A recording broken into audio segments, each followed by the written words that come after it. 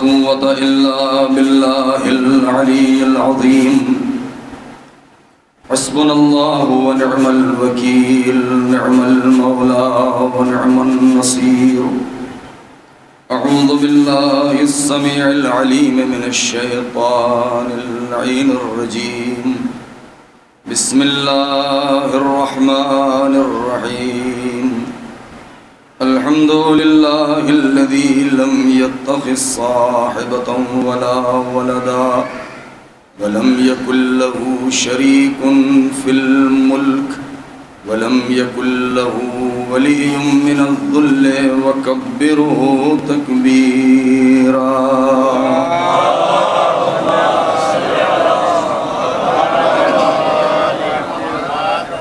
والصلاة والسلام والتحية والإكرام على النبي الأمي المكي المدني القرشي الهاشمي الأبطحي سيدنا ومولانا ومقتدانا وهادينا أبي القاسم محمد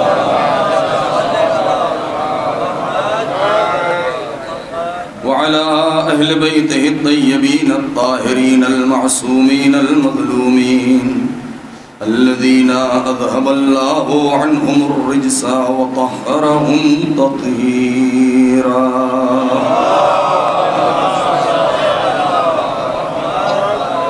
سلام على آل طه وياسين ولعنة الله على أعدائهم أجمعين من الآن إلى يوم الدين أما بعد وقد قال الله الحكيم في كتابه الكريم بسم الله الرحمن الرحيم وجعلنا منهم أئمة يهدون بأمرنا لما صبروا وكانوا بآياتنا يوقنون صلوات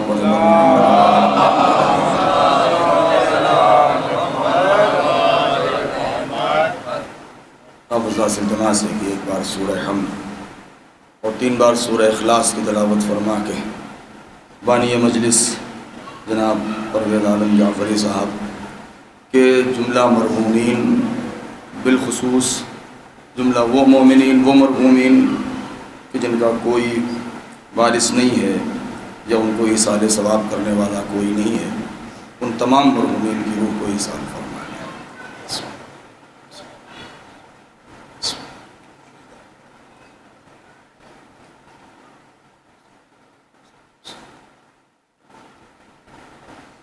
بسم اللہ الرحمن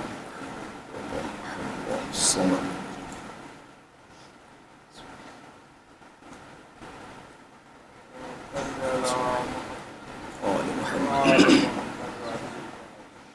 عزیزان محترم، یہ سورہ سجدہ کی آیہ کریمہ جس کے ذیل میں مسلسل آپ سے گفتگو کا شرف مل رہا ہے، اس کے آج اس آخری مرحلے پر جو باتیں مجھے آپ کی خدمت میں عرض کرنی ہیں تاکہ ہمارا موضوع مکمل ہو جائے، البتہ مکمل تو نہیں ہو سکتا لیکن کسی ایک منزل تک یہ بات پہنچ سکے۔ کل تک جو گفتگو ہوئی تھی وہ سلسلہ خلافت بنی عباس 10ویں امام کی شہادت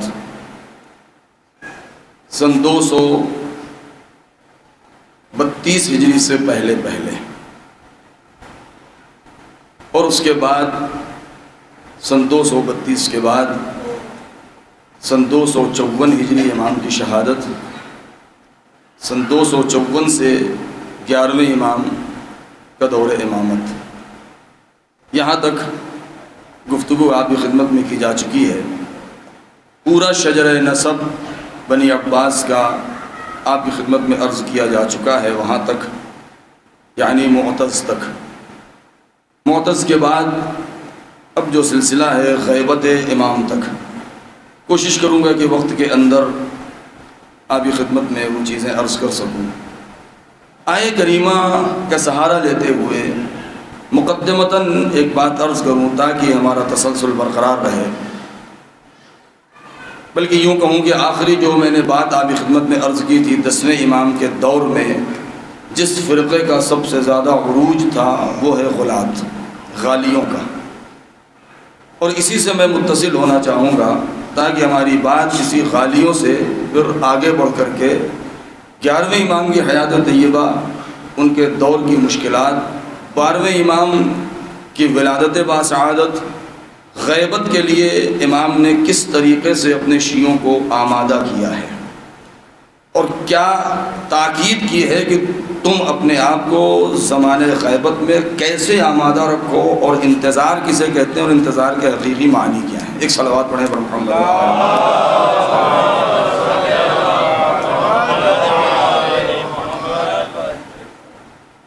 آیہ کریمہ کا مفہوم آپ کے پیش نظر ہے، وَجَعَلْنَا مِنْهُمْ أَئِمَّةً يَهْدُونَ بِأَمْرِنَا، کہ ہم نے انہی لوگوں میں سے، انہی بشریت میں سے، ظاہری طور سے کہ جو انسان کے شکل و شمائل میں اس زمین کے اوپر ہیں، انہی میں سے ہم نے کچھ کو اس صلاحیت کا مالک پایا، ان کے ظرف وجودی میں ہم نے اتنی گنجائش پائی تو ہم نے انہیں عہدہ امامت دے دیا۔ جب ہم نے انہیں عہدہ امامت دے دیا تو اب ان کی شان ہدایت یہ ہے کہ وہ ہدایت کرتے ہیں، راستہ دکھاتے ہیں لوگوں کو، تو ہمارے حکم سے، یعنی بنایا ہے امام ہم نے۔ بہت توجہ چاہوں گا، میں بغیر کسی تمہید کے جلدی اپنی بات عرض کروں، میری شروع ہونے میں تھوڑا دیر ہوئی ہے، کہ ان کی شان ہدایت یہ ہوگی کہ ہمارے حکم سے لوگوں کی ہدایت کریں گے، جیسے جیسے ہم کہتے جائیں گے ویسے ویسے وہ لوگوں کی ہدایت کرتے جائیں گے۔ یعنی چونکہ امام ہم نے بنایا ہے تو اب ہمارا حکم چلے گا، ان کی اپنی مرضی نہیں چلے گی۔ لہذا ہمیں سمجھنے کی ضرورت ہے اس بات کی، امام وہ ہے کہ جو پابند امر الہی ہے، امر الہی جو کچھ بھی ہے امام اسی امر الہی کے اعتبار سے لوگوں کی ہدایت کرے گا۔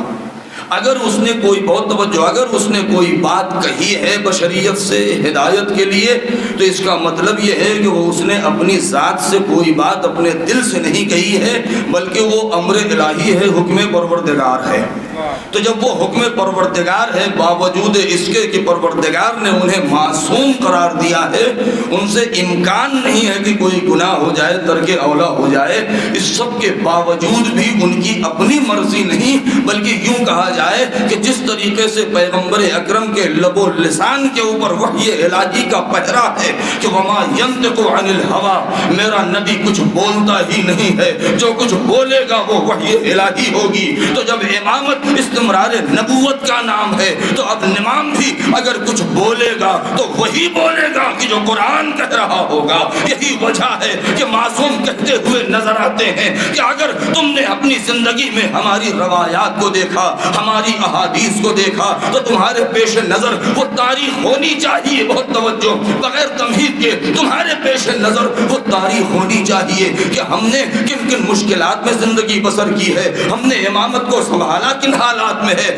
دور کتنا برا شوق تھا۔ لہذا ہماری جب کوئی حدیث تم تک پہنچے تو صرف بے عنوان خبر، بے عنوان روایت، بے عنوان حدیث مان نہ لینا کہ یہ امام نے کہا ہوگا، نہیں، تمہارے اوپر ضروری ہے کہ قرآن کو پس پشت مت ڈال دینا، بلکہ ہمارے ہر قول کو قرآن کے مقابلے میں لا کے رکھو۔ اگر ہمارا کوئی قول قرآن سے مطابقت کرتا ہے تو سمجھ لینا کہ میری حدیث ہے، اگر قرآن کے مخالف ہے تو میری حدیث نہیں ہے، اسے دیوار پہ مار دینا، اس لیے کہ دنیا والوں نے سلطنت کا سہارا لے کر کے میری طرف بہت سے جھوٹی حدیثوں کو منسوب کیا ہے، حتیٰ کہ جلدی میں بات عرض کروں، امام صادق کے شاگرد، صلوات پڑھ دیجیے،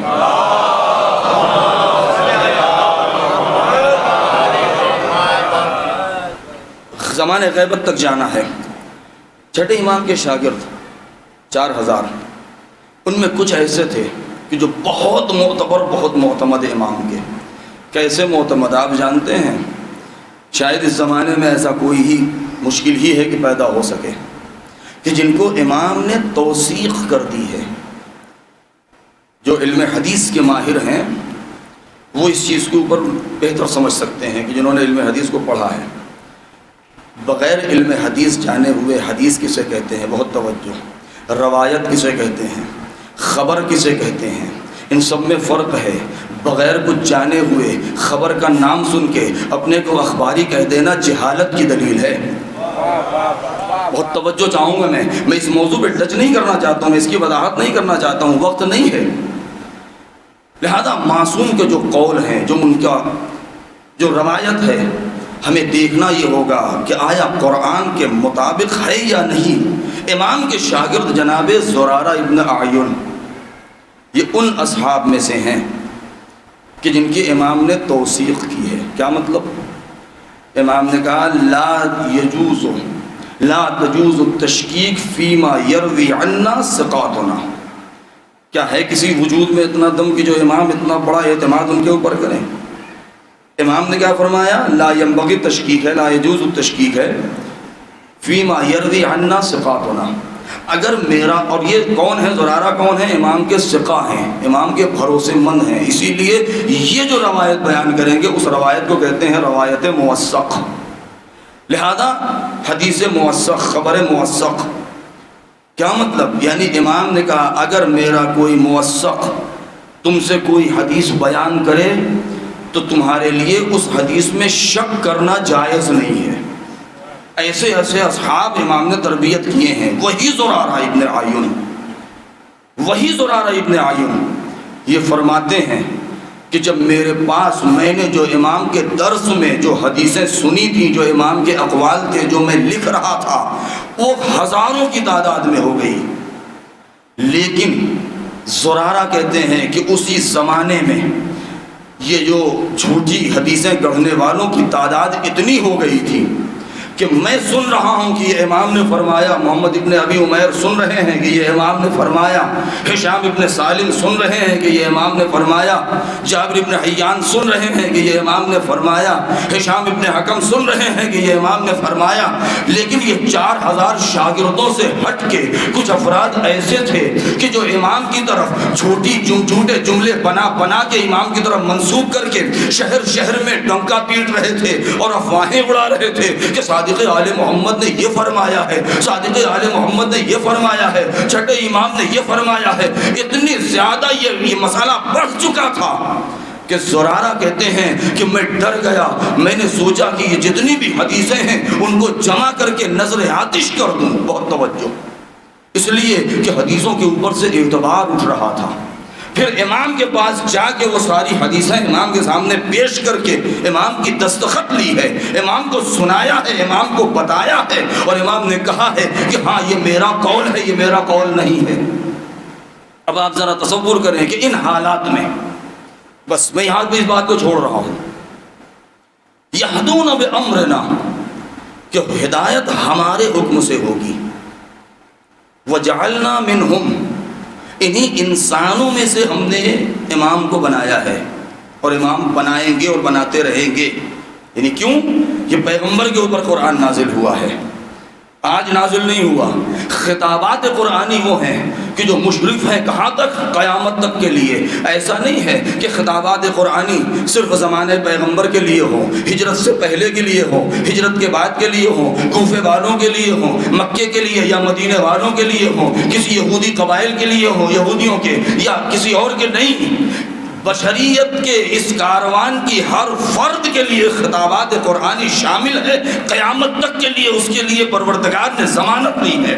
جب ضمانت لی ہے تو اب انسان کی ہدایت کے لیے ایسے بشر کا ہونا ضروری ہے کہ جو تقاضائے بشری میں گھرا ہو۔ اگر اس نے یہ منہم کا لفظ استعمال، بہت توجہ چاہوں گا، اگر یہ انسانوں میں سے اگر پروردگار نے یہ نہ کہہ دیا ہوتا تو آج ہمارے لیے یہ اعتراض ہو سکتا تھا کہ اس نے تو انسانوں میں سے کسی کو ہادی بنایا نہیں ہے، لہذا وہ ہادی، وہ امام، وہ رہبر، وہ رہنما چونکہ انسان نہیں ہے، وہ ہماری مشکلات کو سمجھتا نہیں ہے، وہ ہمارے درد کو سمجھتا نہیں ہے، اسے بھوک لگتی نہیں ہے، اسے پیاس لگتی نہیں ہے، لہذا وہ ہم تقاضائے بشری سے باہر ہے۔ جب تقاضائے بشری سے باہر ہے تو ہماری ہدایت کرے گا کیسے؟ اس نے کہہ دیا چل دو، ہم تو چل دیے، وہ تو آگے آگے چلا جا رہا ہے، نہ اسے کھانے کی ضرورت، نہ اسے پینے کی ضرورت نہیں۔ پروردگار نے اس اسی لیے ایسی ذوات کو ہمارا رہنما بنایا ہے کہ جو ہمارے جیسے بظاہر انسان ہو انہیں بھی چوٹ لگے تو درد ہو، ہمارے چوٹ لگے تو درد ہو۔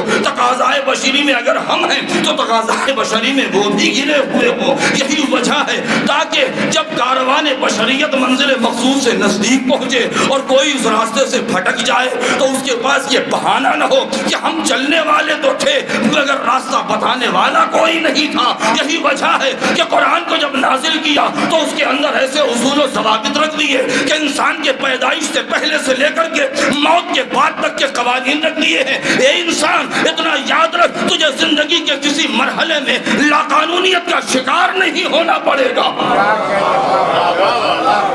تجھے زندگی کے کسی مرحلے پر لاقانونیت کا شکار نہیں ہونا پڑے گا، مگر ہاں جس کو رکھا ہے انسان بنایا ہے اور ہادی بنایا ہے اس کے اندر ایک عصمت بھی رکھ دی ہے، اس کے اندر ایک کمال بھی رکھ دیا ہے، اور وہ دو چیزیں ہیں کہ ایک طرف سے ان ذوات کے لیے ضروری ہے کہ تقاضائے بشری میں گھرے بھی ہوں، دوسری طرف سے ضروری ہے تقاضائے بشری سے باہر اور پرے بھی ہوں۔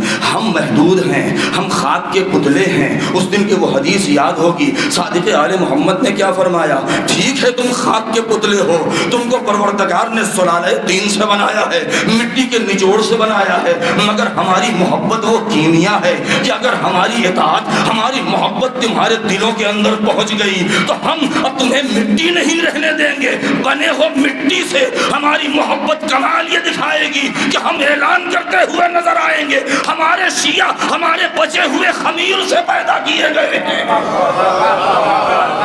یعنی وہ کیمیا، اس نے وہ اثر دکھایا کہ یہ مٹی نور میں بدل گئی۔ یہ کیا ہے؟ یہ محبت ائمہ ہے، محبت اہل بیت ہے، مگر صرف محبت کا دعویٰ کرنا نہیں، محبت کا کچھ تقاضے بھی ہوتے ہیں۔ محبت کا تقاضا اور اس کا نتیجہ اطاعت ہے۔ اگر اطاعت نہ کیا تو یہ محبت ہوائی ہے، اصلی نہیں ہے۔ لہذا تقاضائے بشری میں انسان گھرا بھی ہو۔ امام کے کمال کو میں بیان کرنا چاہتا ہوں اور اس نقطے کی طرف اشارہ کرنا چاہتا ہوں۔ شاید میں نے اس سے پہلے پڑھا ہے کہ انسان کہ ہدایت کے لیے جو ذات آئی ہے اس کے اندر اتنا کمال ہونا چاہیے کہ اس کے ایک پہلو نہیں، ہماری طرح محدود نہیں کہ رات ہو جائے چراغ بجھ جائے تو ہمیں دکھائی نہ دے، اس کے لیے اندھیرا مانے نہیں ہوتا ہے، اس کے لیے پستی اور بلندی ایک جیسی ہوتی ہے، ہماری نگاہیں تھوڑی دور تک دیکھتی ہیں، مگر امام کی بصارت اور بصیرت اتنی ہوتی ہے جو قیامت تک کی نسلوں کو دیکھتی ہے۔ لہذا امام کے اندر اتنی صلاحیت ہونی چاہیے، اس کے دو پہلو ہونے چاہیے، ایک پہلو مخلوق سے مل رہا ہو تو دوسرا پہلو خالق سے مل رہا ہو، ایک پیر زمین پر ہو تو دوسرا آسمان کے اوپر ہو، ایک ہاتھ بندوں سے مل رہا ہو تو دوسرا ہاتھ خدا سے مل رہا ہو، اگر اس کا ایک ہاتھ زمین پر ہو تو دوسرے ہاتھ سے جام کوثر بھر رہا ہو، اگر دنیا کی خزاؤں کو خزاں کو دیکھ رہا ہو تو ایک ہاتھ سے نسیم بہاری کو بھی دیکھ رہا ہو۔ لہذا جب امام ایسا ہوگا تو اس کا کمال یہ ہوگا کہ اس بندے کو اس خالق سے متصل کر دے گا، جوڑ دے گا۔ اگر ہمارے جیسا ہوگا تو وہ خود ہی محدود رہے گا، تو ہمیں خالق کی معرفت کون کرائے گا؟ ضروری ہے کہ ایسی ذات ہو کہ جس کے ایک قلم فرش زمین کے اوپر ہو تو دوسرا قدم عرش اعظم پر ہو، اور ادن و منی کی صدائیں ہوں اور قدرت آواز دے رہی ہو، اے میرے حبیب اور قریب آ جا، اور قریب آ جا۔ یعنی جب یہ بندگی اپنے معراج پر پہنچتی ہے تو زمین سے جب قدم اکھڑتے ہیں تو قاب قوسین اور ادنیٰ کی منزل پر جا کے ٹھہرتے ہیں۔ نہیں، جملہ کہہ دوں کہ جب تقاضائے بشری میں گھرا ہو تو معصوم نے عبادت کیا، کمال بھی دکھایا، معجزہ بھی دکھایا، مگر دنیا والوں کو غلط فہمی نہ ہونے پائے، کوئی ہمیں خدا نہ سمجھنے پائے، لہذا انہوں نے سر سجدہ خالق میں رکھا اور کیا آواز دی؟ الہی انا عبدک الضعیف الذلیل الحقیر المسکین، پروردگار میں تیرا غریب بندہ ہوں، میں تیرا نادار بندہ ہوں، میں تیرا ناچار بندہ ہوں، میں تیرا ذلیل بندہ ہوں، میں تیرا مجبور بندہ ہوں، مگر یہی معصوم کہ جو اپنے آپ کو بارگاہ احدیت ذلت میں، کبھی ذلیل، کبھی مجبور، کبھی بےکس، کبھی نادان، کبھی لاچار کہہ رہا ہے یہی بندہ جب ایک مرتبہ سر کو سجدے میں رکھا اور اس قدرت کو حاصل کیا اور وہ متصل ہو گیا اس ذات ہدیت سے، تو اب اس نے کمال کا بھی مظاہرہ کیا۔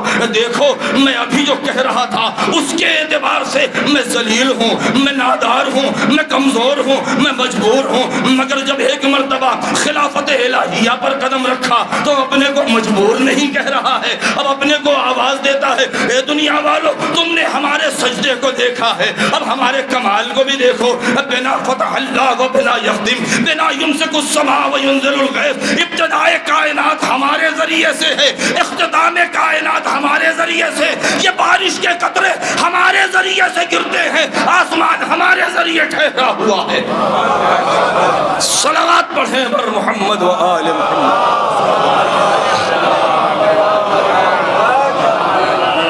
یہ بارش کے جو قطرے گرتے ہیں کون کہہ رہا ہے؟ 10ویں امام، 10ویں امام، سارے ائمہ نے کہا ہے زیارت جامعہ کبیرہ پڑھیے۔ کتنی مشکل زندگی ہے۔ کل میں نے عرض کیا 10ویں امام کی روایتیں مختلف ہیں کہ امام کو مدینے سے سامرہ بلایا متوکل عباسی نے، معتصم کے بیٹے نے، ہارون رشید کے پوتے نے، مہدی کے پر پوتے نے، ہادی کے نگڑ پوتے نے، اب جو آپ نام رکھ لیں۔ لہذا امام کو بلایا اور جب امام پہنچے ہیں تو کہاں رکھا؟ فوجی چھاؤنی میں، عسکر میں، کہ امام کے اوپر چاروں طرف سے پابندی ہو، چاروں طرف سے پہرا ہو۔ یہاں تک کہ بعض لوگ کہتے ہیں کہ 11ویں امام کی ولادت سامرہ میں ہوئی ہے۔ بعض لوگ اس بات کے قائل ہیں، ہم نہیں قائل ہیں، لیکن جو معتبر روایات ہیں وہ کیا؟ جب 10ویں امام چلے ہیں مدینے سے تو اپنے لال امام حسن عسکری کی جو بہت کم سن تھے، 2 سال یا 3 سال یا اس سے بھی کم، یعنی 2 سال زیادہ عمر نہیں تھی، تو اپنے اس ننھے سے بچے کو 10ویں امام لے کے آئے ہیں سامرہ۔ یہی وجہ ہے کہ دونوں امام کا لقب عسکری ہے، 10ویں امام کو بھی لقب عسکری ہے، 11ویں امام کا لقب بھی عسکری ہے۔ اسی لیے 10ویں کا نام ہادی ہے، 11ویں کا لقب عسکری ہے، اسی لیے 10ویں کو کہتے ہیں جب دونوں کو تو کہتے ہیں ہادیین، جب عسکری کا لقب دیتے ہیں کہتے ہیں عسکریین، یعنی دونوں ہادی دونوں عسکری۔ بہت توجہ۔ ایسے حالات میں چونکہ بچپنے سے لے کر کے جوانی تک 11ویں امام کی زندگی اسی فوجی چھاؤنی میں سامرہ میں گزر گئی، لہذا ان کا یہ لقب ہی ہو گیا امام عسکری۔ کتنے سال کی عمر میں؟ سب سے کم سن امام کون ہے؟ سب سے زیادہ سن کس نے پایا ہے؟ 63 سال پیغمبر اکرم، 63 سال امیر المومنین، 57 سال حسین ابن علی، 57 سال امام باقر، 65 سال امام صادق علیہ السلام۔ سب سے زیادہ جو عمر ملی وہ امام صادق علیہ السلام کو 65 سال کے۔ سب سے کم عمر کسے ملی؟ 9ویں امام کو 25 سال، 25 سال میں شہید کر دیا گیا۔ 25 سال کے بعد جو کم عمر ہے وہ کون ہے؟ امام حسن عسکری، کہ 28 سال میں شہید کر دیے گئے، 28 سال میں شہید کر دیے گئے۔ اس دن میں نے عرض کیا تھا کہ ہارون کے بعد جب ولایت عہدی آگے بڑھی تو اس نے اپنا لقب جو مہدی مہدی کہہ کے جو پہچنوایا وہ اسی لیے کہ اس زمانے سے مہدویت کا جو کانسیپٹ تھا، جو تصور تھا، جو تخیل تھا، بنی عباس نے اس کو بھی ہاتھ سے جانے نہیں دیا، اور کوشش اس بات کی پوری کوشش کی ہے کہ آئندہ آنے والی نسلیں قیامت تک وہ اولاد فاطمہ اولاد علی کو بھول کر کے اولاد عباس میں مہدویت کو تلاش کریں۔ بہت توجہ چاہتا ہوں، یہ وہ چیزیں ہیں جن کا لیے جاننا آپ کے لیے ضروری ہے۔ اور ائمہ نے جو کمال دکھایا ہے یہ کسی اعجاز سے کم نہیں ہے۔ حالات آپ کے پیش نظر ہیں، مجھے بہت تکلیف ہوتی ہے، افسوس ہوتا ہے، وقت نہیں ہے کہ میں ساری باتیں چھوڑ دیتا ہوں درمیان سے، ورنہ ایک ایک امام کے اوپر کم سے کم 2 3 مجلسیں ہونی چاہیے، تب جا کے تب بھی حق ادا نہیں ہوگا۔ تب یہ ہے کہ ہاں تھوڑا بہت بیان ہو سکتا ہے ان کی زندگی نامہ، اس زمانے کے مسائل اور مشکلات اور ان کے کمال اور فضائل۔ ذرا تصور کریں کہ 11ویں امام، اب یہاں پر بات روک دوں میں، پیغمبر اکرم نے جس زمانے میں اعلان رسالت کیا، آپ اس دور کو اپنے ذہن میں رکھیں. جو کچھ بھی عرض کر رہا ہوں تاریخ کے آئینے میں، روایت کے آئینے میں، ایک بھی چیز ایسی نہیں ہے جس کا ریفرنس نہ ہو. مولا علی کے دور پر غور کریں. حسین ابن علی، حسن ابن علی سید سجاد 10ویں امام. کل میں نے کیا عرض کیا تھا کہ سب سے زیادہ غلات جو آگے بڑھے ہیں غالی، کہ جنہوں نے ائمہ کو، یہ جملہ ہمارے جوانوں کے ذہن پہ ذرا بوجھ بنے گا جو میں کہنے جا رہا ہوں، ائمہ کو ان کی حد سے آگے بڑھایا ہے. یہ جملہ سخت ہے سمجھنا. کیوں؟ اس لیے کہ ان کی حد وہاں پہ ختم ہوتی ہے جہاں سے الوہیت کی حد شروع ہوتی ہے. سمجھ لیجئے گا اس کو. اسی لیے معصوم فرماتے ہیں کہ ہم کو کوئی اللہ اور معبود اور رب نہ کہے. میں ٹھہر کے ایک جملہ کہہ دوں اور یہ اس کا مختصر سا اس کا ترجمہ آپ کے سامنے پیش کر دوں تاکہ میری بات مکمل ہو سکے. میں ڈر رہا ہوں کہ غلطی نہ ہو جائے، اس لیے میں اس کو پڑھ رہا ہوں. یہ روایت ہے 6 امام سے. کئی کتابوں میں ہے کہ انہوں نے ان افراد کو کہ جو امام کو غلو کرتے ہیں اور کہتے ہیں کہ یہ تو اللہ ہیں، یا یہ تو خالق ہیں، یہ تو مالک ہیں، یہ تو رازق ہیں، یہ تو رب ہیں، ہم ان کی پرستش کرتے ہیں، ہم ان کی عبادت کرتے ہیں. کل میں نے ابھی خدمت میں عرض کیا کہ نصیریوں کا وجود کہاں سے ہوا ہے؟ 10ویں امام کے زمانے سے، محمد بن نصیر نمیری سے، علی ابن حسکہ سے، ابن بابا سے. یہ وہ افراد ہیں کہ جنہوں نے غلو کا دعویٰ کیا ہے، غلو کیا ہے امامت کے لیے، الوہیت کے قائل ہوئے ہیں. یہ دور کب سے شروع ہوا؟ مولا علی کے زمانے سے. اور مولا علی سے لے کر کے 5ویں امام کے دور تک یہ سلسلہ بڑھتا رہا بڑھتا رہا بڑھتا رہا. ہر امام کے بارے میں ہے. شاید یہ آپ نے سنا ہو. آپ نے یہ سنا کہ مولا علی کو لوگ خدا مانتے تھے؟ نہیں، مولا علی کو بھی خدا بعض لوگ نے مانا، مولا نے منع کیا، علی اللہ ہی ہو گئے. حتیٰ کہ بعض لوگوں نے امام حسن علیہ السلام کے بارے میں بھی کہا، امام حسین کے بارے میں کہا، سارے اماموں کے بارے میں کہا. مگر یہ عروج کب پہنچا؟ 6 امام اور 5ویں امام کے زمانے میں. جب 5ویں امام کے زمانے میں لوگوں نے اپنا بینیفٹ سمجھا، اپنا اس میں منفعت اور منافع سمجھا، اپنا فائدہ سمجھا، تو ان کے لیے بھی الوہیت کے قائل ہوئے. تو امام صادق نے شدید ترین الفاظ میں ان کی مذمت کی ہے. اور وہ روایت کیا ہے؟ وہ روایت ہے، ساری پوری روایت نہیں پڑھوں گا میں، درمیان سے 1-2 جملے اس کے کس سے بیان کرتے ہیں. سب سے معتبر صحابی اور شاگرد جناب مفضل سے، کہ جس کو آپ نے، جن کے حوالے آپ نے پوری توحید کی وہ معرفت کی ہے. توحید مفضل مشہور ہے. کہتے ہیں یا مفضل، امام فرماتے ہیں یا مفضل. اور ہاں، یہ اس زمانے میں امام کے زمانے میں سب سے بڑا جو غالی تھا وہ کون تھا؟ اس کا نام تھا ابو الخطاب.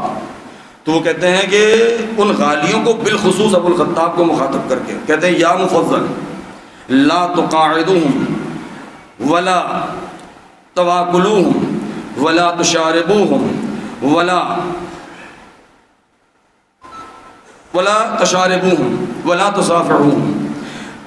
اے مفضل، اگر تم کسی ایسے انسان کو دیکھو ہماری اس بزم میں، معاشرے میں، شہر میں، ہمارے شیعوں کے درمیان، کہ جو وہ ہماری الوہیت کا قائل ہو، جو یہ کہتا ہو کہ علی اللہ تھے، یا میرے بارے میں کوئی کہے کہ یہ تو اللہ ہے، ان کے صفت جو ہے وہ ایسے ہیں کہ جیسے مثلا معبود ہیں یہ، تو اتنا یاد رکھنا کہ یہ یہودی، مجوسی اور مشرکین سے بدتر ہیں، یہ نجس ہیں، ان کے قریب نہ جانا، اپنی بزم میں ان کو آنے نہ دینا.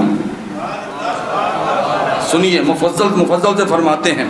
پھر اس کے بعد کیا کہتے ہیں؟ یہود اور مجوس اور نصارہ اور مشرکین سے بدتر ہیں، ان کی نجاست بہت شدید ہے.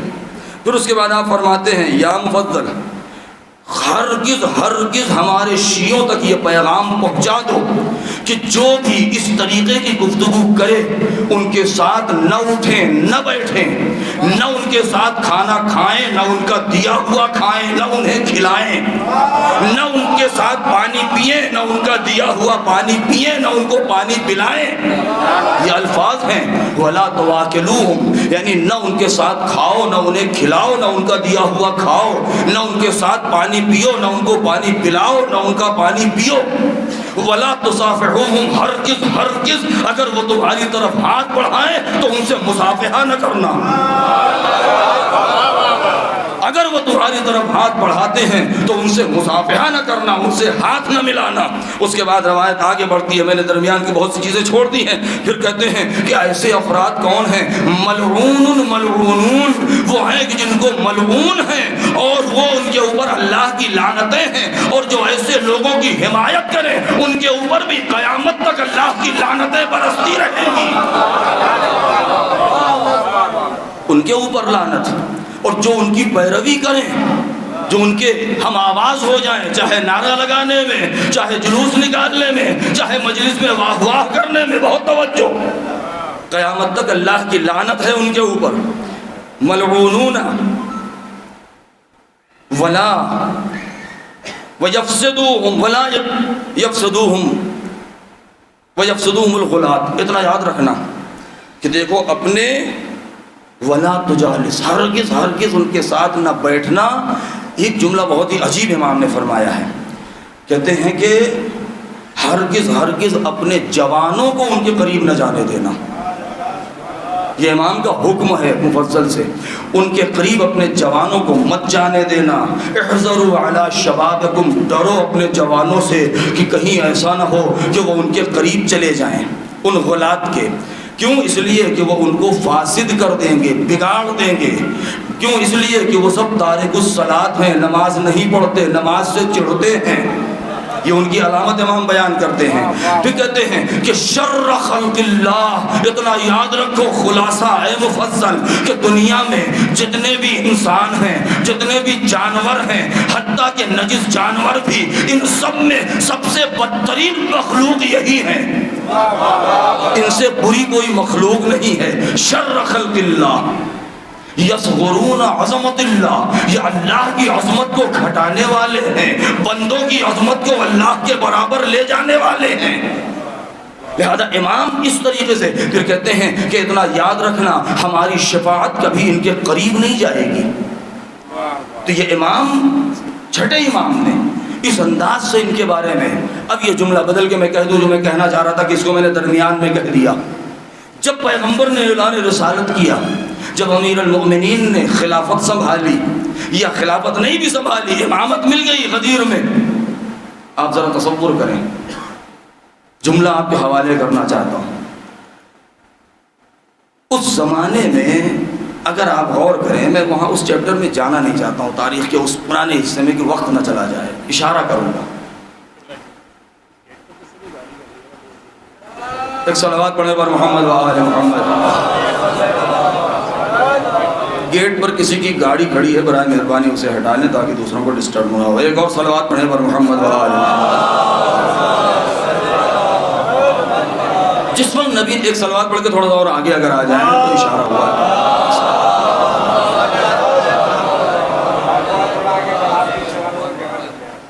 جس وقت پیغمبر اکرم نے اعلان رسالت کیا، آپ اس زمانے کی صدر اسلام یعنی دور جاہلیت کی اگر تاریخ پڑھیں تو کہتے ہیں 360 نہیں، یہ 360 تو وہ گنے ہوئے بڑے بڑے تھے کہ جن کو لوگوں نے گن لیا تھا، ورنہ لاتعداد بت موجود تھے، اس لیے کہ ان کے ہر گھنٹے کے بت الگ ہوا کرتے تھے۔ آپ تاریخ پڑھی، آپ کو پتہ چل جائے گا، میں تفصیل نہیں بیان کروں گا۔ سفر کا بت الگ ہے، جیب میں رکھنے والا الگ ہے، دسترخوان پہ رکھنے والا الگ ہے، الماری میں رکھنے والا الگ ہے، صبح پوجا کرنے والا الگ ہے، شام کو پوجا کرنے والا الگ ہے، اگر آندھی چلنے لگے اس سے بچانے کے لیے ایک بت الگ ہے، بارش ہو تو اس کا الگ، بہت زیادہ تھے۔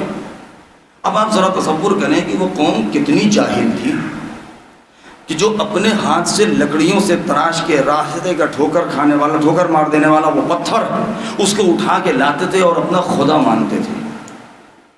ٹھہر جاؤں میں، اس کو خدا مانتے تھے۔ کسی درخت کو بہت موٹا دیکھ لیا تو کہا یہ میرا خدا ہے، کسی درخت کو بہت اونچا دیکھ لیا، بجلی زور سے چمک گئی، کہا یہ میرا خدا ہے، چاند کو دیکھا کہا یہ میرا خدا ہے، سورج کو دیکھا کہا میرا خدا ہے، آگ لگ گئی جنگل میں بجھ نہیں رہی ہے، کہا یہ تو ہمارا خدا ہے اس لیے کہ ہم سے زیادہ قوی ہے۔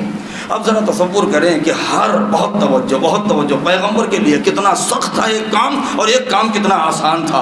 امیر المومنین کے لیے ایک کام کتنا سخت تھا، ایک کام کتنا آسان تھا۔ ہمارے ائمہ کے لیے ایک کام کتنا سخت تھا اور ایک کام کتنا آسان تھا۔ اس قوم سے کہ جو اپنے قدموں میں آنے والے ہر پتھر کو خدا مان رہی ہے، اگر نبی نے معجزہ دکھا دیا اور وہ اعلان کر دیتے کہ میں خدا ہوں، تو جو بے جان پتھر کو خدا مان رہے ہیں، کیا نبی کا معجزہ دیکھ کے نبی اپنے خدائی کا کلمہ نہیں پڑھوا سکتے تھے؟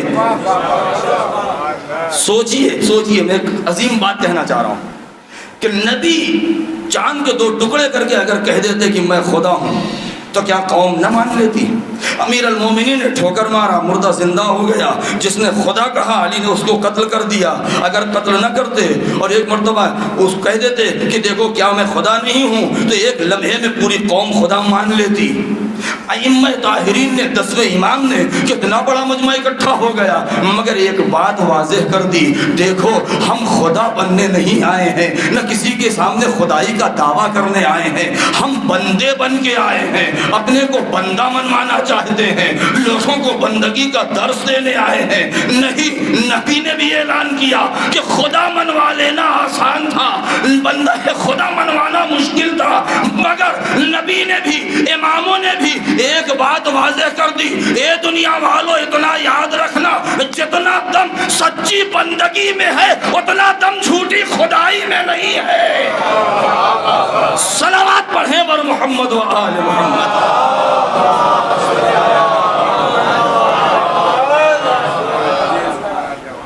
اتنا دم جھوٹی خدائی میں نہیں ہے جتنا سچی بندگی میں ہے، اور ائمہ نے اسی چیز کو ثابت کیا۔ بس میں جلدی سے وہ باتیں عرض کر دوں، وقت زیادہ ہو گیا، میں اتنا چاہ نہیں رہا تھا۔ ایک اور صلوات پڑھیں بر محمد۔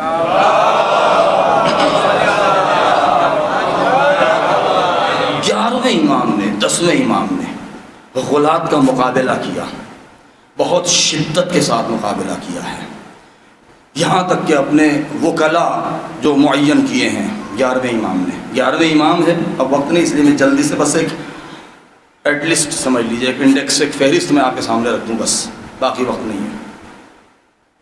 11ویں امام، آج قم جائیے، قم میں دیکھیے ان کی یادگار موجود ہے۔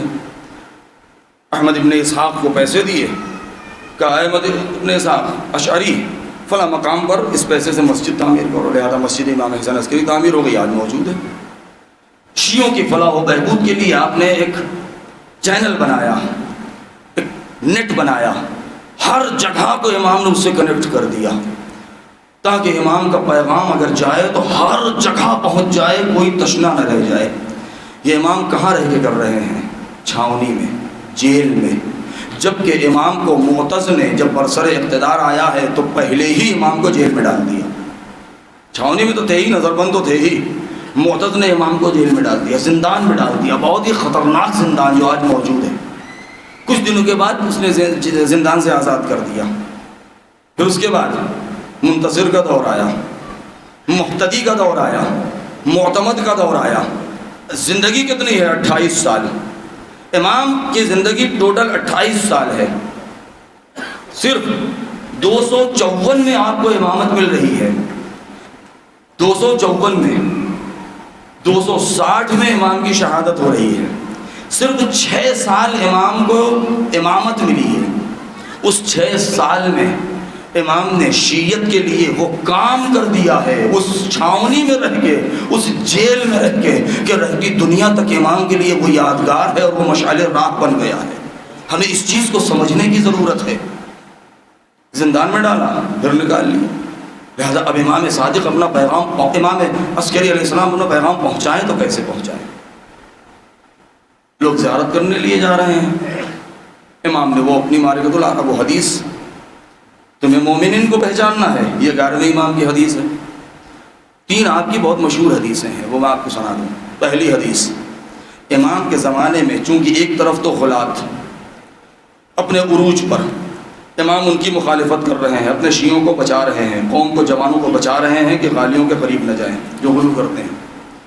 دوسری پریشانی اور مشکل یہ ہے کہ زیارتوں کے اوپر پابندی ہے، اور اگر ایسے ہی پابندی لگی رہی، لوگ کربلا نہ گئے، نجف نہ گئے، ائمہ کی زیارت نہ کیا، تو کہیں ایسا نہ ہو کہ دھیرے دھیرے دھیرے دھیرے یہ چیز، ایک جملہ کہوں، آج 40 کی بھیڑ ہے، آپ دیکھ رہے ہیں، حدیث سن لیجئے، 11ویں امام نے، یہ دوسری حدیث، تیسری حدیث، پہلی حدیث کہ جب وہ ایسا ماحول آیا تو امام کو اس بات کا خطرہ محسوس ہوا کہ کہیں ایسا نہ ہو کہ ہمارے آباء و اجداد کے اوپر حملہ کر دے مورخ، لہذا جب جناب ابو طالب کے ایمان کی باری آئی ہے تو سب سے بڑا دفاع 11ویں امام نے کیا ہے۔ اور جب شاگرد نے پوچھا کہ مولا یہ تو لوگ ہر جگہ مسجدوں میں اور ہر جگہ آپ کے جد کے ایمان اور کفر میں بحث کر رہے ہیں، تو امام نے فرمایا لو وضع ایمان جدنا ابو طالب على کفء المیزان ووضع ایمان سائر الخلق على کفء الاخرى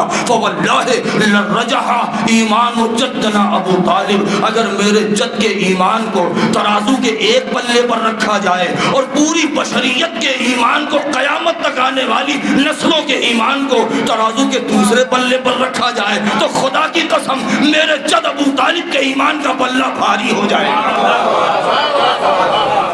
ایک حدیث یہ فرمایا، دوسری حدیث کیا فرمایا؟ جب صدیقہ طاہرہ کے حق کی بات آئی ہے، بہت توجہ بہت توجہ بہت توجہ، جب صدیقہ طاہرہ کے حق کی باری آئی ہے اور لوگوں نے اس مسئلے کو دوبارہ اٹھایا کہ جناب سیدہ تو دربار میں گئی تھی، وہ تو رسول کی ایسی حدیث تھی کہ یہ تو صدقہ ہے، یہ تو امت کا ہے، اور یہ تو فلاں ہے فلاں ہے۔ جب امام نے دیکھا کہ نہیں یہ مسئلہ آسان نہیں ہے اور یہ آئندہ کے لیے خطرناک ہو سکتا ہے، تو ایسے موقع پر جب امام عسکری نے وہ دیکھا کہ جب ان کے سامنے یہ گفتگو چھیڑی گئی کہ وہ تو گئی تھی اور وہ گواہی پیش نہ کر سکی، وہ گواہی پیش نہ کر سکی، تو پہلے دن جو میں نے جملہ کہا تھا تو یہ امام عسکری ہی کا جملہ ہے، جنہوں نے اپنے جدہ کا دفاع کیا تو کیسے کیا؟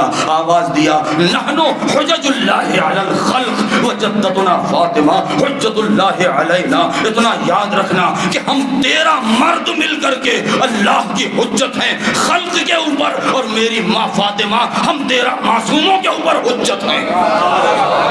یہ آپ نے کیا ثابت کر دیا کہ فاطمہ کو گواہوں کی ضرورت نہیں ہے، اگر زہرا نے کوئی بات کہہ دی ہے تو وہ حجت ہے، اس کو ماننا واجب ہے۔ اب اگر کسی نے حجت خدا کی بات نہ مانی تو چہرے سے نقاب ہٹا کے دیکھ لو کہ اصلی طاغوت وہی ہے۔ نہیں آگے بڑھ کے کہہ دوں کہ 11ویں امام کے بھائی ہے، کون ہے؟ جعفر نام ہے، دنیا جعفر کذاب کے نام سے جانتی ہے۔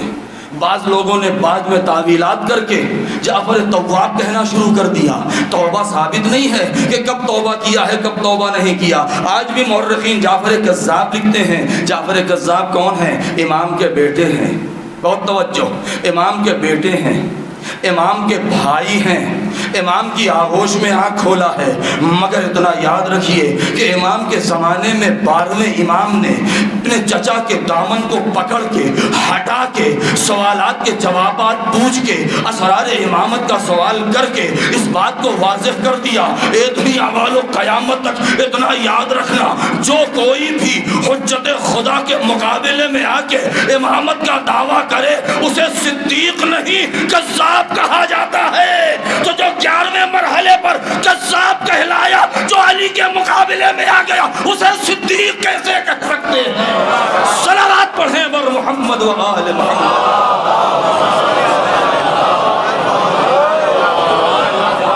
یعنی امام عسکری نے اس جگہ رہ کے پھر اس کے بعد کہا مومنین کو پہچاننا ہے، جو مومن سجدوں سے دور بھاگے وہ مومن نہیں ہے۔ اس لیے کہ امام نے آواز دیا علامات 11ویں امام علامات المؤمن خمس، مومن کی 5 علامتیں ہیں، مومن کی 5 علامتیں ہیں۔ الجہر بسم اللہ الرحمن الرحیم، جب بسم اللہ کہے تو زور سے کہے۔ وتعفیر الجبین، پیشانی خاک پر رکھے۔ الصلاۃ 51 24 گھنٹے میں 51 رکعت نماز پڑھے۔ التقدم بالیمین، داہنے ہاتھ میں انگوٹھی پہنے، وزیارت الاربعین، مومن کو پہچاننا ہے تو دیکھو وہ 40 کے دن اپنے جبل مولا آقا کو یاد کرتا ہے یا نہیں۔ اے 40 میں جانے والوں مبارک ہو، 11ویں امام نے تمہیں ایمان کی سند دے دی ہے۔ ذرا تصور کریں کہ امام نے ایسے دفاع کیا ہے حق کا، میں مصاحب نہیں پڑھ رہا ہوں، ایسے ماحول میں اب جو امام کے لیے سب سے سخت منزل ہے وہ کیا؟ وقت نہیں ہے، ختم ہو گیا، ورنہ کچھ باتیں مجھے عرض کرنی تھی امام کے فضائل سے متعلق۔ 12ویں امام، امام کے لیے سب سے سخت منزل یہ ہے کہ غیبت نزدیک ہے۔ شیعہ اپنے کو لاوارث نہ سمجھیں، یہ بکھر نہ جائیں، اس لیے کہ جب تک معصوم موجود ہیں، چاہے زندان ہی میں صحیح، مگر کوئی نہ کوئی رابطہ موجود ہے۔ امید ہے کہ یہ چھوٹ جائیں گے، نہیں چھوٹیں گے، ان کے بعد والا امام جو ہے وہ امام سے ہم سوال پوچھ لیں گے، وہ ہمارے سہارا دیں گے۔ لیکن اب امام کب تک کے لیے نہیں معلوم، پردے غیب میں جا رہے ہیں، لہذا اب شیعوں کے دل کو کیسے تقویت دیں، یہ سب سے سخت منزل تھی 11ویں امام کے لیے۔ لہذا شیعوں کے نام پیغام بھیج کر کے، میسج دے کر کے ان کو تیار کیا ہے، آمادہ کیا ہے غیبت کے لیے، اس لیے کہ ہم، بہت توجہ، ہم اور آپ پیدا ہوئے ہیں مسلمان گھر میں، شیعہ آغوش میں آنکھ کھولی ہے، بچپنے سے ہماری ماں جب ٹھوکر لگی کہا یا علی، جب پکارا کہا یا امام زمان، بچپنے سے سنتے رہے، بچپنے سے ماں کہتی رہی کہ ہمارا امام پردے میں ہے، ہمارا امام پردے میں ہے، ہمارا ذہن ویسے ہی بنتا ڈیولپ ہوتا چلا گیا۔ جب بڑے ہوئے تو ہم سے کوئی پوچھتا ہے کہ امام کہاں ہیں، ہم کہتے ہیں پردہ غیب میں ہیں، یہ ہم نے بچپنے سے سنا ہے، مگر اچانک جب امام کی غیبت ہو تو اس زمانے میں جو شیعہ ہیں ان کو کیسے سمجھایا جائے کہ یہ پردہ غیبت کیا ہے؟ سمجھیں اس چیز کو، ان کو کیسے سمجھائیں کہ پردہ غیبت کیا ہے؟ لہذا امام عسکری نے اس غیبت کے زمانے کو اور شیعوں کے ذہن کو اور دل کو آمادہ کیا، اور اس میں سب سے زیادہ جو، بلکہ سب سے زیادہ کہ بارہ امام تو معصوم ہیں، جنہوں نے مدد کی ہے وہ کون ہیں؟ 10ویں امام کی بہن، انہوں نے بہت زیادہ اس پر محنت کی ہے۔ اکثر ایسا بھی ہوا ہے کہ خط آیا ہے تو انہوں نے جواب دیا ہے، جن کی قبر سامرہ میں۔ لہذا شیعوں کے لیے آمادگی، اور اس کے بعد وہ دور آیا کہ جب اس حدیث کی روح سے جاسوس لگا دیے گئے کہ جو جابر بن عبداللہ انصاری کی روایت کہ نبی نے فرمایا میرے بعد میرے 12 جانشین ہوں گے، اور ان میں سے 9 جو ہے وہ حسین، میرے حسین کی اولاد ہوں گے، اور ان میں ہر ایک جو ہے وہ فنا ہوگا، اور جو آخری آئے گا اس کا نام میرا نام، اس کی کنیت میری کنیت ہوگی۔ تو اب یہاں عباسی خلفاء کے درمیان حکومت میں خلفشار ہے، جاسوس لگا دیے گئے کہ دیکھو اس گھر میں کوئی بچہ پیدا نہ ہونے پائے، اس گھر میں کوئی بچہ پیدا نہ ہونے پائے۔ جناب وقت نہیں ہے کہ میں عرض کروں، کبھی انشاءاللہ موقع ملا۔ جناب نرجس خاتون کیسے کر کے خرید کر کے، اور پھر امام کے حکم سے پھر وہ امام نے پیسے دیے، اور وہ آئیں جب کشتی سے اتر کے، اور اس کے بعد پھر وہ وقت آیا کہ 11ویں امام کی شادی ان سے ہوئی۔ اب جاسوس لگے ہوئے ہیں کہ ان کے گھر میں کہیں سے بچہ پیدا نہ ہونے پائے، مگر وہ وقت بھی آیا کہ جب شب نیمہ شعبان آئی، 15 شعبان آئی، فجر کا وقت بھی ہے، اور ایسے موقع پر کہ وہ حجت خدا کی ولادت بھی ہو گئی ہے، وہ نور بھی چمکا، اور ایسے موقع پر اب حفاظت کرنا ہے اس بچے کی کہ وہاں تک خبر نہ جانے پائے۔ کتنا سخت ہے! کوئی دہلی جیسا بڑا شہر نہیں تھا کہ کسی کو گلی کوچے میں جا کے کہیں کوئی خاتون چھپ جائے، نہیں، وہ فوجی چھاونی ہے، چاروں طرف پہرا ہے، نہ کوئی آ سکتا ہے نہ کوئی جا سکتا ہے۔ ایسے موقع پر 12ویں امام کی حفاظت کتنی سخت منزل ہے کہ امام کو شیعت کو بھی سنبھالنا ہے، اپنے بچے کی حفاظت بھی کرنا ہے۔ سن 55 میں امام کی ولادت ہو رہی ہے، سن 60 آیا، معتمد عباسی نے یہاں پر بھی پوری کوشش کی گئی اس بات کی کہ بہت سے لوگوں کو بلایا گیا اور کہا گیا کہ جاؤ امام کی میت کو دیکھو، اور آ کے سب لوگ سامرہ میں اعلان کرو کہ امام پہلے سے بیمار تھے، ہمارے ڈاکٹر نے گواہی دی ہے، اس کا سرٹیفکیٹ موجود ہے، یہ پہلے سے بیمار تھے اور بیماری میں یہ دنیا سے چلے گئے ہیں۔ جبکہ معتمد عباسی نے امام کو زہر دیا اور امام تڑپ کے وہیں سامرہ میں آپ دنیا سے گزر گئے. امام دنیا سے جا رہے ہیں, لوگ حیرت میں ہیں کہ 11 تو آ گئے, یہ 12واں کون ہے؟ بہت توجہ, یہ 12واں کون ہے؟ یہی وجہ ہے کہ لوگ 12ویں کا انکار کرنے لگے. اس سن 55 میں, سن 60 میں امام کی شہادت کے بعد 8 ربیع الاول سن 60 ہجری, لوگ شک میں پڑ گئے. لہذا امام کے جو خادم کہ جس کو امام نے کچھ رقم دیا تھا, کچھ پیغام دیا تھا اور یہ کہا تھا کہ تم چلے جاؤ بغداد اور وہاں سے تم اتنے دن کے بعد واپس آؤ گے, جب تم اس شہر میں پہنچو گے تو دیکھنا کہ شہر میں ایک عجیب ماحول ہے, تو تم جس دن پہنچو گے یاد رکھنا اسی دن میں دنیا سے گزر جاؤں گا. خادم ڈر گیا, غلام مولا پھر میں کیسے پہچانوں گا, پھر آپ کے بعد امام کون ہوگا؟ امام نے نام نہیں بتایا, اتنی احتیاط کیا ہے. امام کا معتمد خادم تھا, اس سے تو بتا ہی سکتے تھے کہ میرا فرزند ہے, پیدا ہو چکا ہے, 5 سال کا ہو گیا ہے. امام نے اس سے بھی نہیں بتایا, کہا تم جاؤ جتنا میں کہہ رہا ہوں, تم جاؤ, آج سے ٹھیک 15 دن کے بعد تم واپس آؤ گے اور جب یہاں آؤ گے تو دیکھو گے کہ میرے گھر سے رونے کی آواز آ رہی ہے, اور جب یہاں آؤ گے تو دیکھنا جو بھی تم سے یہ پوچھ لے, جو بھی تم سے یہ بتا دے جواب. کہا مولا کون سا جواب؟ کہا کہ تم پوچھنا کہ میرے اس کمر بند میں پٹکے میں لوگوں نے جواب دیا ہے, وہ کن لوگوں نے جواب دیا اس کا نام بتاؤ. جو بھی نام بتا دے سمجھنا وہ ہے. دوسری چیز, لوگ میرے نام ہدیہ اور گفٹ بھیجیں گے اور تمہارے پاس کچھ درہم اور کچھ دینار ہوں گے, جو بھی ان درہم اور دینار کی تعداد بتا دے سمجھ لینا میرے بعد میرا جانشین وہی ہے. لہٰذا وہ خادم گیا. 15 دن کے بعد 8 ربیع الاول کو وہ پلٹ کے سامرہ دیکھا کہ رونے کی آواز آ رہی ہے, سمجھ گیا. جیسے ہی قریب پہنچا دیکھا کہ ایک جوان ہے جو بیٹھا ہوا ہے, وہی جعفر 11ویں امام کا بھائی, جس کو جعفر کذاب لکھا گیا. اور لوگ اس کے پاس جا رہے ہیں اور کیا پرسہ دے رہے ہیں بھائی کے انتقال کا, اور خلافت اور امامت کی مبارکباد دے رہے ہیں اور اس کے ہاتھ پر بیعت کر رہے ہیں, اور وہ خوشی خوشی ہر ایک کے ہاتھ پر, اپنے ہاتھ پر ہر ایک کی بیعت لے رہا ہے. جعفر حیرت میں کہ امام نے تو مجھ سے کچھ اور بتایا تھا, یہ کیا ہے؟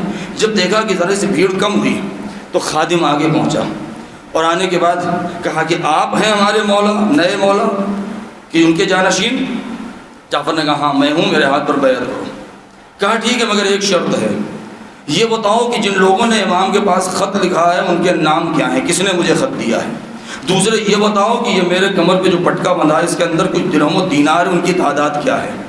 جیسے ہی یہ سوال کیا مجمع کے سامنے تو جعفر کے کو غصہ آ گیا اور اس نے جملہ یہ کہا, تاریخ کا جملہ ہے, اس نے جملہ یہ کہا کہ عجیب بات ہے, لوگ اس بات کی امید رکھتے ہیں کہ جیسے مجھے علم غیب معلوم ہو, وہیں پر پکڑ لیا کہ امام وقت وہی ہوتا ہے جسے علم غیب معلوم ہوتا ہے.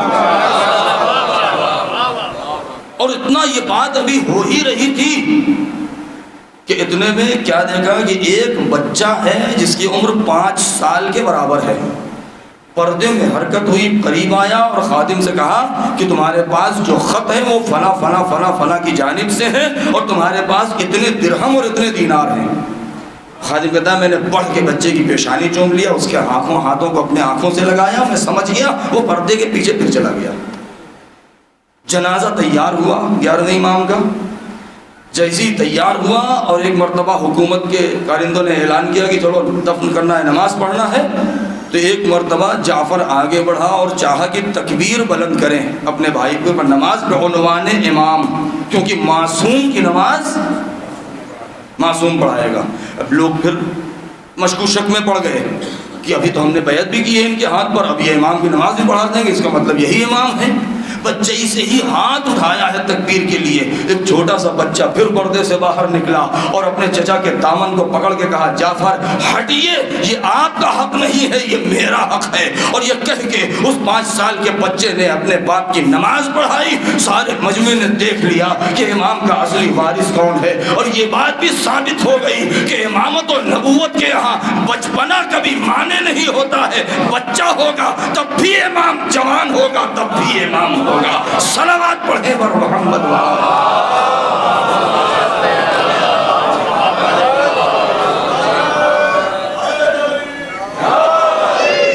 بس وقت ختم ہو گیا.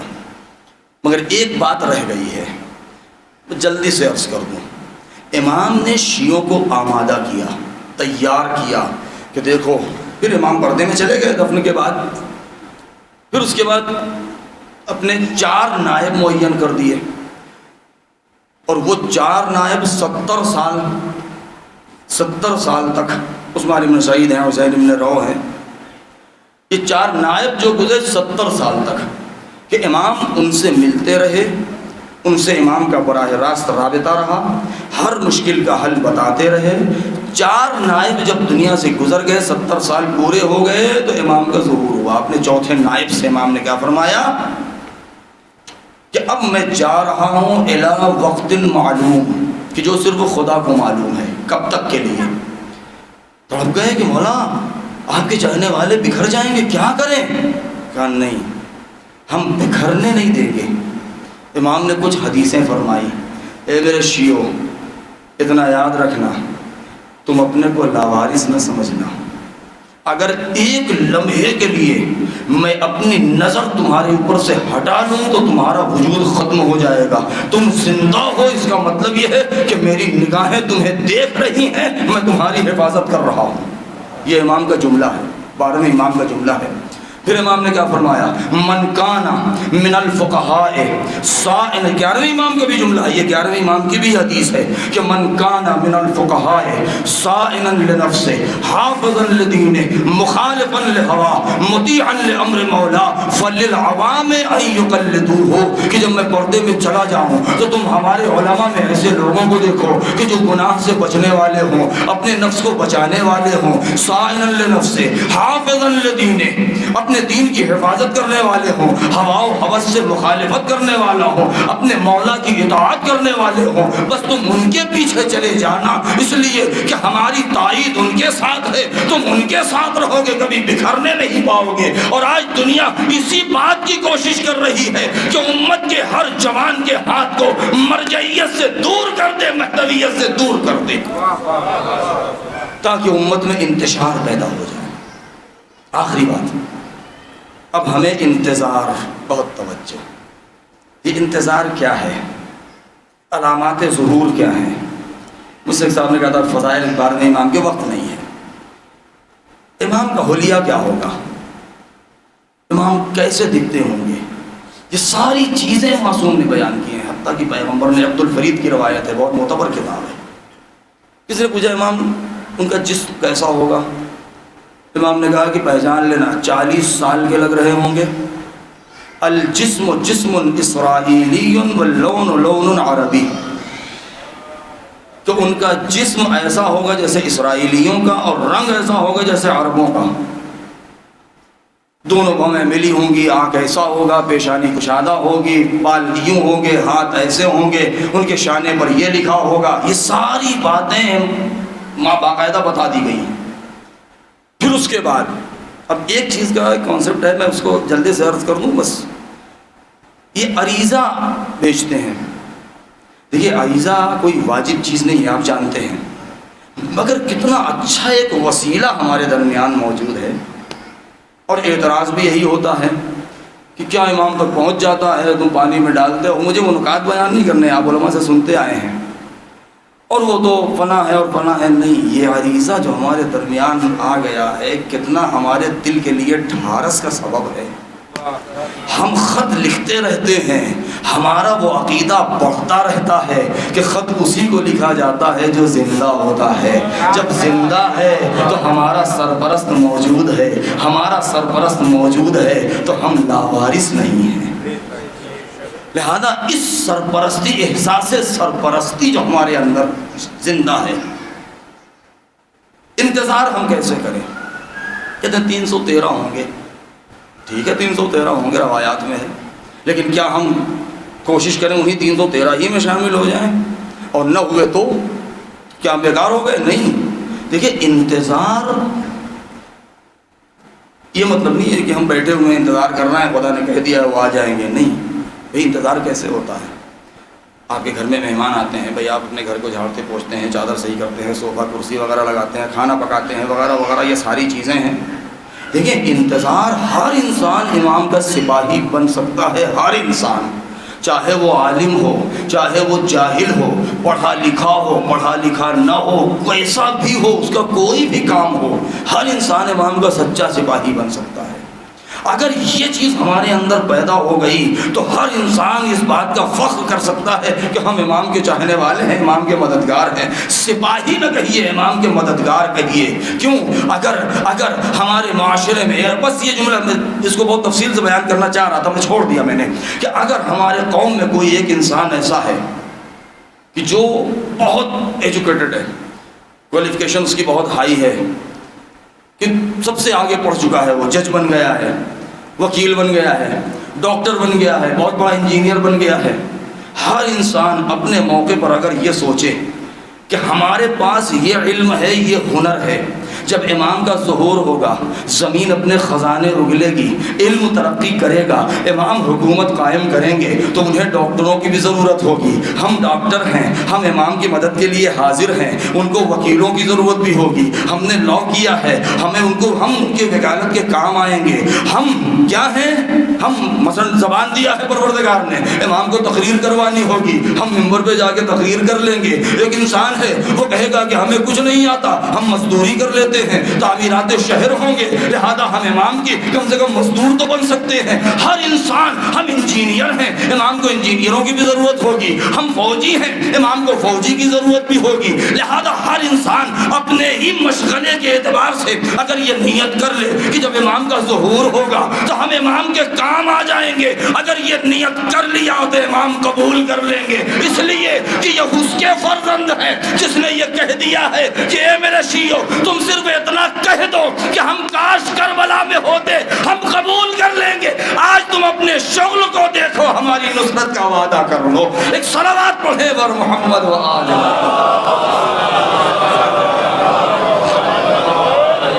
اسے کہتے ہیں انتظار۔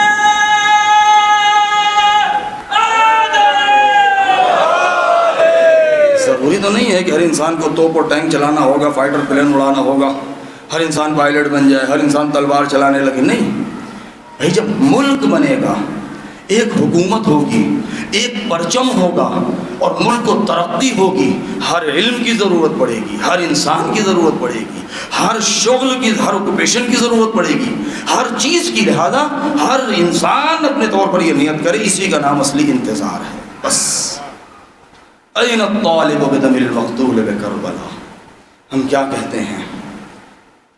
دعائے نطبہ پڑھتے ہیں، کہاں ہے وہ، کہاں ہے وہ؟ ہم دعائے نطبہ میں کہیں یہ نہیں کہتے کہاں ہے وہ کہ جو دنیا کو آباد کر دے، نہیں، این الطالب، کہاں ہے وہ کہ جو کربلا کا بدلہ لینے والا ہے۔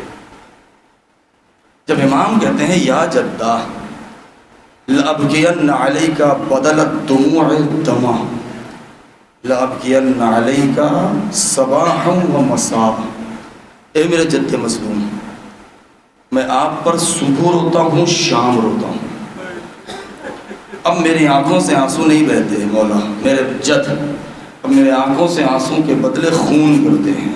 یہ امام زمانہ فرماتے ہیں، یہ مولا فرماتے ہیں۔ کیسی مصیبت تھی کربلا میں، وقت نہیں، میں نے اسی لیے بغیر ربط کے مسائل شروع کر دیا ہے۔ کیسی مصیبت تھی کربلا میں، زمین و زمان لرز گئے، آسمان رو پڑا۔ مولا علی جب گزرے ہیں میدان کربلا سے، کسی جنگ سے، جنگ صفینیہ نہروان سے پلٹ رہے تھے، اور ایک مرتبہ میدان کربلا میں پہنچے ہیں، تو لوگ تو نہیں جانتے تھے کہ یہ کربلا کی زمین ہے یا کیا ہے۔ مولا بیٹھ گئے زمین پر، ایسے ایسے ہاتھ مار رہے ہیں، لوگ تعجب کر رہے ہیں، امیر المومنین یہ کہاں آپ تشریف فرما ہے؟ آنکھوں سے آنسو ہیں مولا کے۔ کون؟ عبداللہ ابن عمر ابن خطاب ساتھ میں ہے غالباً، کیونکہ بعض مفسرین نے اس کو لکھا ہے اور بعض دوسرے اصحاب بھی۔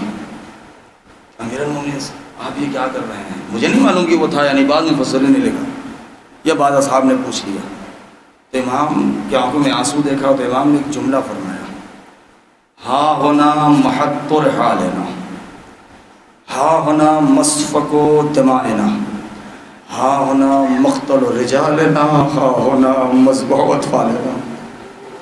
یہی وہ جگہ ہے جہاں ہمارے خیمے نصب ہوں گے، یہی وہ جگہ ہے جہاں ہمارے جوان قتل کر دیے جائیں گے، یہی وہ جگہ ہے جہاں ہمارے خون بہائے جائیں گے، یہی وہ جگہ ہے جہاں ہمارے بچے ذبح کر دیے جائیں گے۔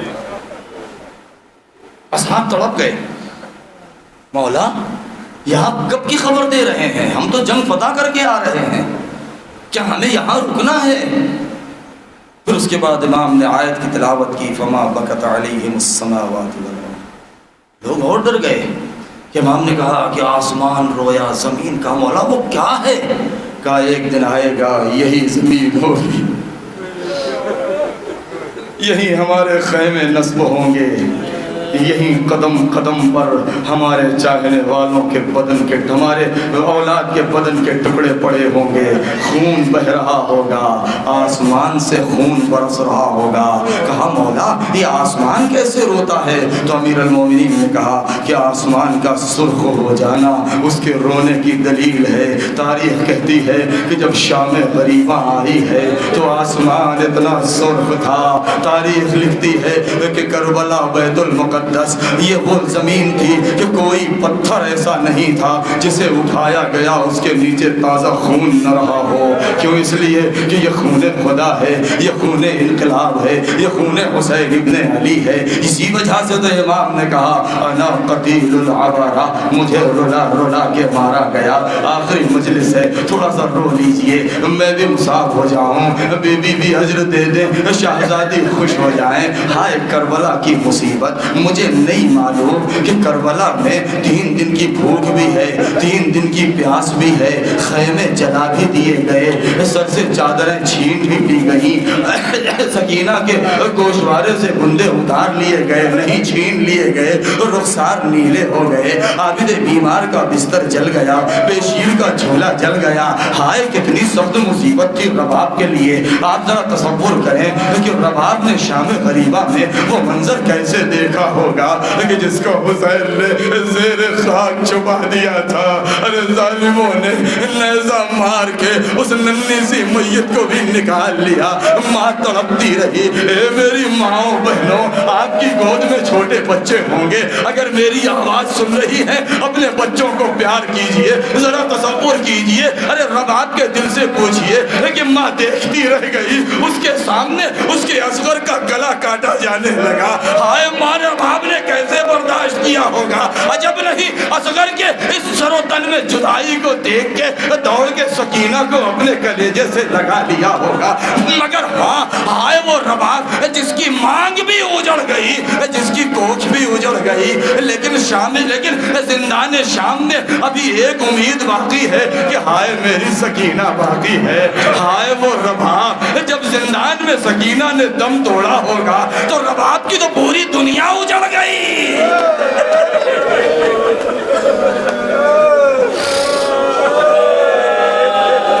رباب کی پوری دنیا اجڑ گئی، کیسے برداشت کیا؟ اب ذرا تصور کریں ایسی ماں اگر پوری زندگی دھوپ میں بیٹھی رہ جائے تو تعجب نہ کرے۔ ایسی ماں اگر پوری زندگی دھوپ میں بیٹھی رہ جائے، اپنے لال کو یاد کرتی رہ جائے، ہمیں نہیں معلوم۔ سن لیجئے میں بیان کر رہا ہوں بہت سنبھل کے۔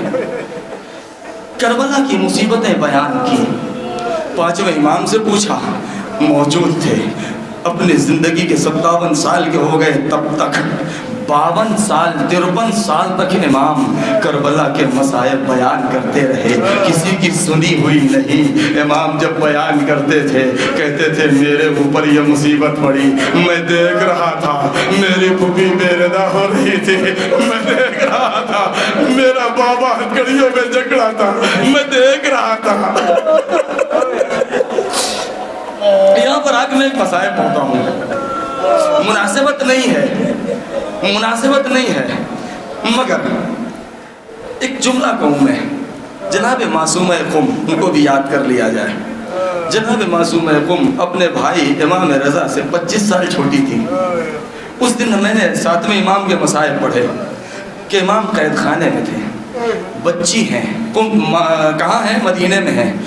جب باپ کی یاد آتی تھی اور ہائے بابا کہتی تھی، 25 سال بڑا بھائی دوڑ کے اپنی بہن کو سینے سے لگائے، اے میری بہن فاطمہ رونے ہی تیرا بھائی زندہ ہے۔ ذرا تصور کریں کہ جب 25 سال بڑا بھائی ہو، 20 سال بڑا بھائی ہو تو اور چھوٹی بہن ہو تو بہن کے اوپر کتنا پیار آئے گا۔ ذرا سوچیں کہ جب سکینہ کے تماچے لگ رہے ہوں گے تو سید سجاد اپنے بہن کی مصیبت کو جب بہن بلکتی رہی ہوگی تو سید سجاد کے ہتھکڑیوں کے چھنکار کی آواز آتی رہی ہوگی، اے میری بہن مجھے معاف کر دے، تیرا بھائی بہت مجبور، تیرا بھائی بہت مجبور ہے۔ کوفے کی مصیبتیں اپنی جگہ، مگر یہ جملہ سن لیجئے، امام نے 55 53 54 سال تک امام کربلا کی مصیبتیں بیان کرتے رہے کہ کربلا میں یہ ہوا، ہائے میرے چچا کے ساتھ یہ ظلم ہوا۔ ابو الفضل عباس کے شام پہنچے، کوفے پہنچے، کوفے کی مصیبتیں بھی بیان کرتے رہے، ہائے کوفے میں ہمیں یوں گرایا گیا، ہمیں پانی دکھا دکھا کے پھینکا گیا۔ لیکن جب شام کی باری آئی ہے تو باب الساعت تک تو بیان کیا، لیکن دربار شام اور زندان شام پر آ کے ٹھہر گئے، کچھ بیان نہ کیا۔ چوتھے امام سے پوچھا، کہا الشام الشام الشام، مجھے نہیں معلوم۔ ہاں 2 مصیبتیں ایسی ہیں جس کو امام نے کبھی کھل کے بیان نہیں کیا، حق ہے میں اس لیے بیان کر رہا ہوں۔ یہ 2 مصیبتیں کون ہیں؟ ایک مصیبت آپ جانتے ہیں کون ہے؟ جب 11 ہجری میں سن 11 میں امام حسن کی مادر گرامی کے ساتھ گستاخی ہوئی ہے اور بی بی کے پہلو پر جلتا دروازہ گرایا گیا ہے اور بی بی کی شہادت ہو گئی، اور اس کے بعد جوانی تک سن 50 ہجری تک جب امام حسن مدینے میں اس گلی سے گزرتے تھے، جب وہاں پہنچتے تھے تو سن 50 تک ان کے چہرے کا رنگ بدلنے لگتا تھا۔ امام اپنا رخ موڑ لیتے تھے، چاہنے والوں نے کئی بار پوچھا، مولا بتائیے، جب آپ یہاں پہ آتے ہیں تو آپ کے آنکھوں میں آنسو، امام ٹال جاتے تھے، کبھی کھل کے بیان نہیں کیا۔ جب اصرار ہوا تو امام نے ایک جملہ کہا تھا، مجھ سے مت پوچھ، میں بیان نہیں کر سکتا، میں بہت چھوٹا تھا، ماں کی انگلی پکڑے تھا، یہی وہ جگہ تھی جہاں میری ماں کے اوپر جو ہاتھ اٹھا تھا وہ تماچا اتنا تیز تھا کہ میری ماں کے کان میں بندہ ٹوٹ گیا تھا۔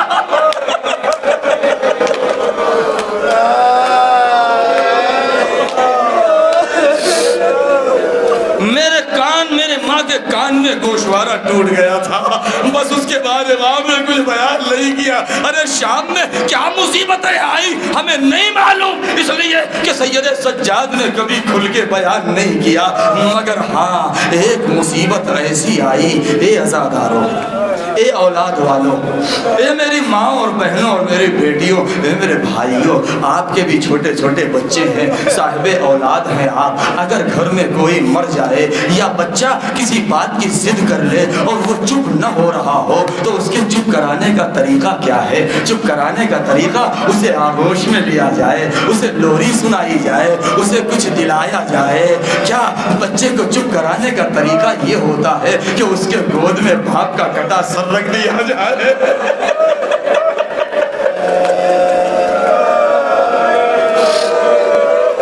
کیا کسی روتی ہوئی بچی کو ایسے چپ کرایا جاتا ہے کہ اس کے سامنے اس کے باپ کا کٹا ہوا سر رکھ دیا جائے؟ ذرا تصور کریں، اگر سکینہ مر نہ جاتی تو کرتی کیا؟ سکینہ رو رہی ہے، ارے زندان میں ایک مرتبہ بابا کا سر آ گیا، ارے بچی نے بڑے ہوئے سر کو دیکھا، ہائے بچی کیسے ہو گئی ہوگی، ایک مرتبہ منہ پہ منہ رکھ دیا، اے بابا ارے دشمنوں نے خیمے جلا دیے، اے بابا ارے میرے بندے چھین لیے، ارے سکینہ فریاد کرتے کرتے دنیا سے گزر گئی۔ لیکن ہاں جب غسالہ نے سوال پوچھا تو زینب تڑپ گئی، اے بی بی ارے اس بچی کو کوئی بیماری تھی، اے بی بی ارے اس بچی کو کوئی بیماری نہ تھی، ارے میری یادگار برادر تھی۔ کربلا سے کوفے، کوفے سے شام تک اتنے تازی آنے لگے،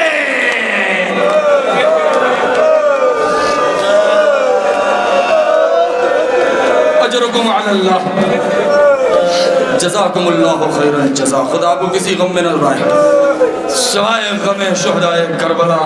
سرکار سید الشہداء کے ہائے زندان میں کفرام ہے, زندان میں واویلا ہے, آہو بکا ہے, غسل دیا گیا, سکینہ کو سپرد لحد کیا.